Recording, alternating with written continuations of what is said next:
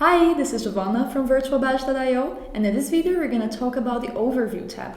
So the Overview tab is this final tab that you have when you're creating virtual badges, and as the name says, it really gives you an overview of how your campaign is looking like. So for example, first things that you see here are the name of the campaign, the amount of participants that you have added to it, the day on which it was made available, and so on. If you look here, you have a quick preview of the statistics.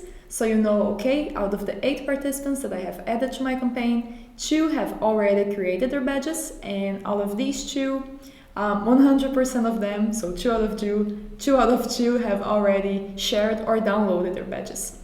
If I want to see the full statistics report, I can also just click here and go to my full statistics table, where I see, among other things, on which social media channels these badges were shared and the email statistics. What else? If I see a little bit down here, I have the possibilities to manage my campaign.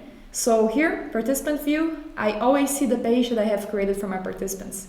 So if you remember, one of the steps that we've been through when creating a virtual badge campaign was the participant page, on which we designed the page that all your participants are going to go to when they're creating their virtual badges, right? And if you click here, Access View, you get to see the participant view of this page. So this is the page that we designed for this one example, and this is what your participants are going to look like. Are going to see. Something else that you can do here is duplicate the badge campaign, or you have more actions such as ending the badge campaign or deleting the badge campaign. You can manage it in many different ways here, and that's it. Oh, what else? You can also pause the badge campaign here. That's important. If you have a campaign that's active, it's consuming your campaign credits. So currently I'm on a trial account, which means I can have one badge campaign activated.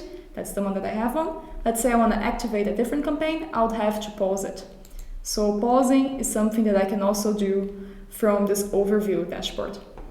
And that's it. That's the overview tab.